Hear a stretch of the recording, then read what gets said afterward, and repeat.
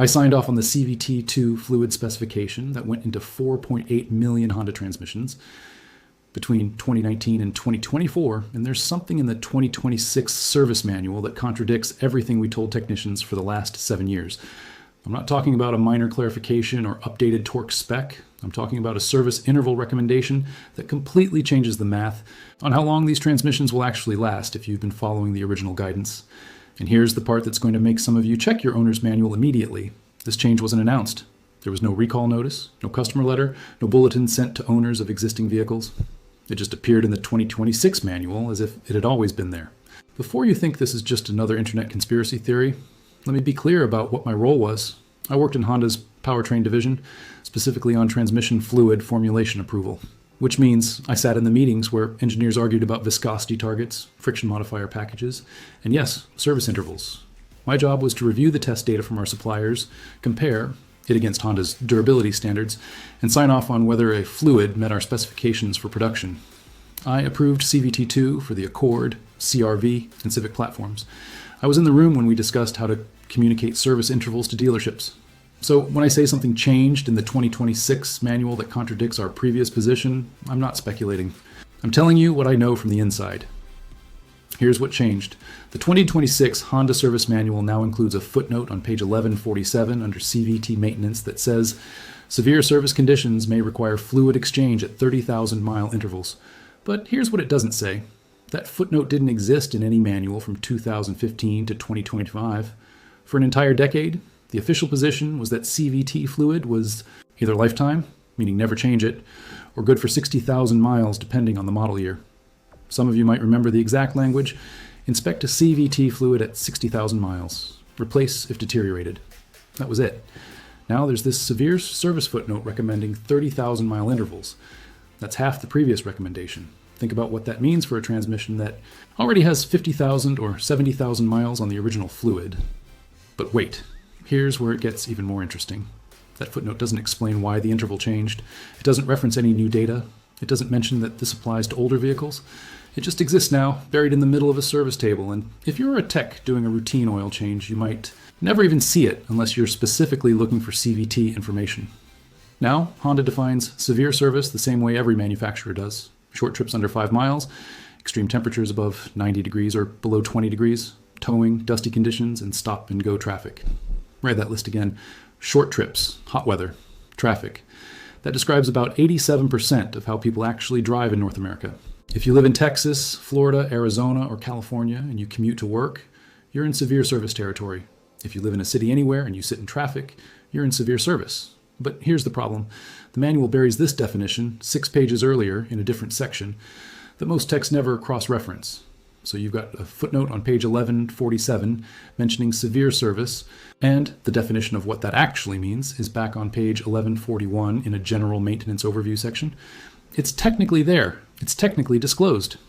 But it's not presented in a way that makes the connection obvious, and that matters, because if you're an owner who's been told your CVT fluid is good for 60,000 miles or lifetime, and you've never heard the term severe service applied to your normal daily driving, you're not going to know that this new 30,000 mile recommendation applies to you.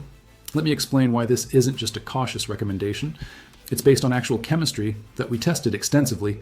CVT fluid isn't like engine oil where you can debate brands and weights and have reasonable people disagree. It's a highly engineered friction modifier system that has to maintain a very specific coefficient of friction between 0.08 and 0.111 to prevent belt slip while also preventing excessive wear on the pulley surfaces.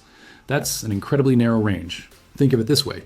If the friction is too high, the belt grips too aggressively, and you get accelerated wear on the metal surfaces, premature pulley scoring, belt edge damage, heat buildup. If the friction is too low, the belt starts to slip under load, which generates even more heat and causes that shuddering feeling some of you have experienced during acceleration. The fluid has to sit right in that sweet spot, and it does that through a package of friction modifiers, chemical additives that coat the metal surfaces and control how much grip exists between the belt and the pulleys. These aren't permanent coatings. They degrade over time as they're exposed to heat, mechanical shearing, and contamination from clutch material wear. During the approval process, we ran accelerated aging tests on CVT2 fluid that simulated real-world conditions, and I'm looking at my notes.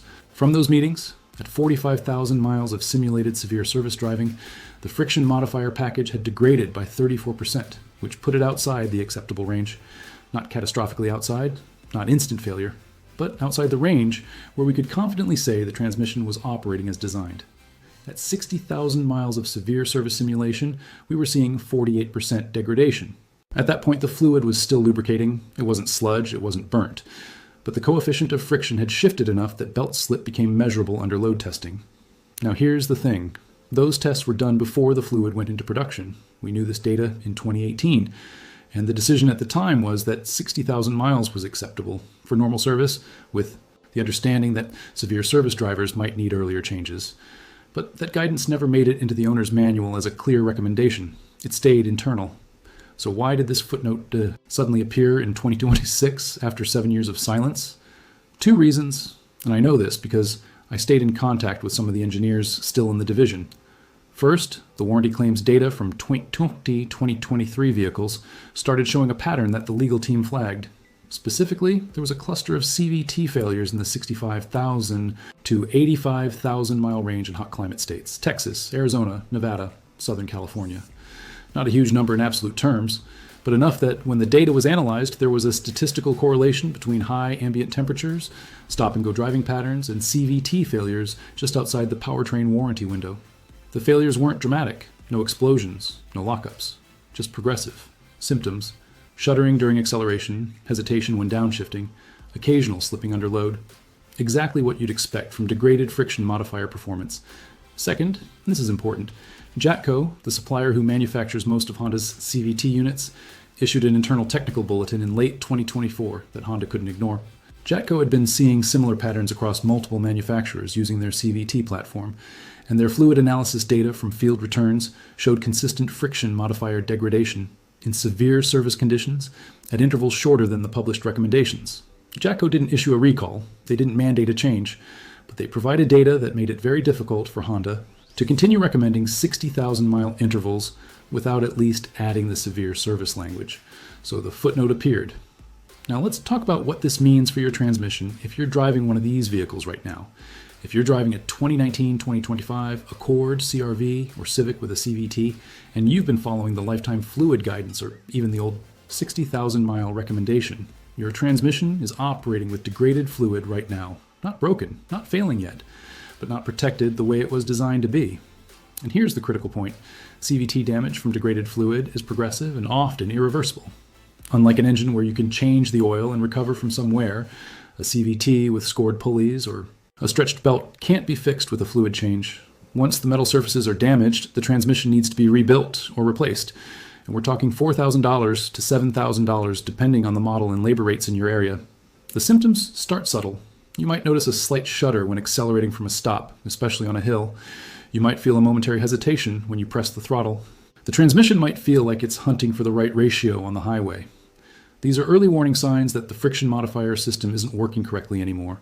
If you ignore those symptoms and keep driving, the damage accelerates. The shuddering gets worse. You start to hear a whining noise under acceleration. The transmission might slip noticeably under hard acceleration or when merging onto a highway. At that point, you're looking at metal-to-metal contact between the belt and pulleys, and a fluid change won't fix it. Here's exactly what you need to do. And this depends entirely on your specific situation. If you have a 2019-2023 model with over 40,000 miles, and you drive in stop-and-go traffic, hot climates, or do frequent short trips, get the fluid exchanged immediately using genuine Honda CVT2 or CVT3 fluid. Not a universal substitute, not a compatible alternative. Genuine Honda fluid because the friction modifier package is specific to these transmissions. If you're between 25,000 and 40,000 miles and you're in severe service conditions, schedule the exchange within the next few months. You're in the window where the fluid is starting to degrade, but you haven't crossed into the damage zone yet.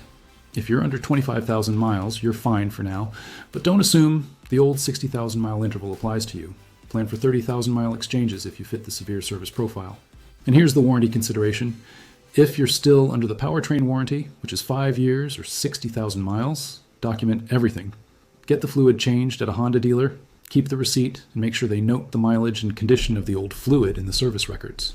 If you develop CVT issues later and you're fighting a warranty claim, that documentation proves you maintained the transmission properly even beyond the published recommendations. Now, if you're over 60,000 miles and you've never changed the fluid, you're in a judgment call situation. Changing severely degraded fluid can sometimes trigger failures in transmissions that were already on the edge, the fresh detergent package and the new. Fluid can dislodge deposits that were actually helping seal worn components. It sounds counterintuitive, but I've seen it happen.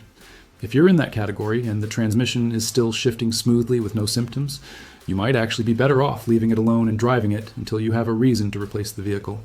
But if you're experiencing any of the symptoms I mentioned, shuddering, hesitation, slipping, get the fluid changed immediately, because at that point the damage is already starting and fresh fluid might slow the progression. One more thing, if you go to a dealer and they tell you the fluid looks fine and doesn't need to be changed, push back on that. Visual inspection isn't enough.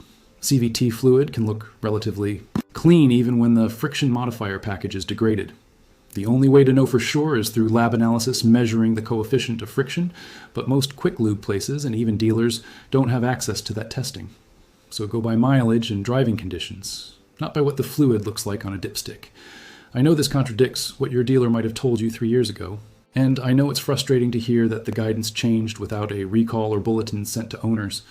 But this is the reality of how these decisions get made inside manufacturers.